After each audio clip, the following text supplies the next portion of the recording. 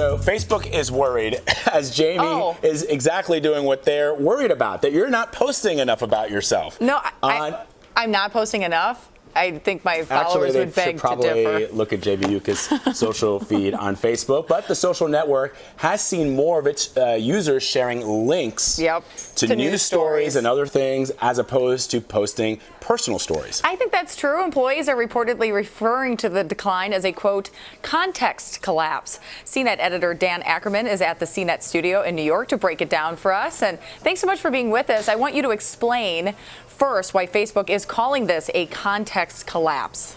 Yeah, when they say a context collapse, what they mean is not that people are using Facebook less often or not posting as much stuff, but they're posting different sorts of things. They're posting news articles or YouTube videos or BuzzFeed lists rather than what we used to use Facebook for, which is sort of sharing family photos or vacation pictures or catching up with old friends. So it's a lot of usage, but it's less personal.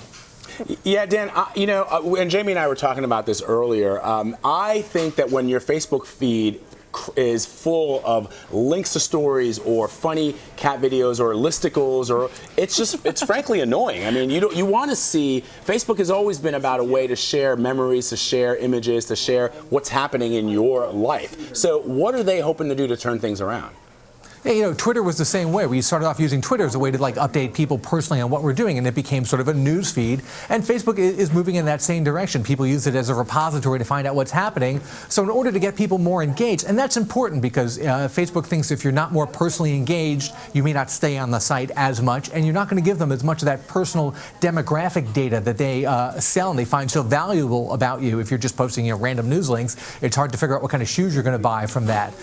So they're encouraging people to use Facebook Live Video, which is really clever and a lot of fun to use. They're doing that cool history thing. I'm sure you see this all the time. You know, on this day 5 years ago, here's what you posted, and they encourage you to repost that, and that's actually been really engaging. And of course, they're moving into other areas, whether it's Instagram or WhatsApp or virtual reality with the Oculus Rift, which they own. So I have to ask, because it's one of those things now with Facebook where I don't post a lot of personal stuff anymore because I open myself up to all these comments where on Snapchat I can send Vlad something and he can give a nice comment back, or on Instagram I can kind of filter what I want people to see. Is that the real problem for Facebook? And we just did a video, we just did a Facebook video, and we were just looking at the comments, and some of the comments are really, really rude about what people are saying. So it kind of makes you a little apprehensive about sharing stuff when you have an open page the way that you do. Right. Yeah, that's all the social networks are kind of concerned with. Are they closed networks? Are they open networks? Are you broadcasting to the entire world? Are you just sharing things with your friends? How do you draw that line? And how do you handle, to your point, those troublesome commenters who maybe people you don't even know, who just always have to get in there? And Jamie likes to engage with the trolls, I've noticed. No, I don't. Don't engage with the trolls. No, I know. Do don't not read feed the trolls. comments either. I know.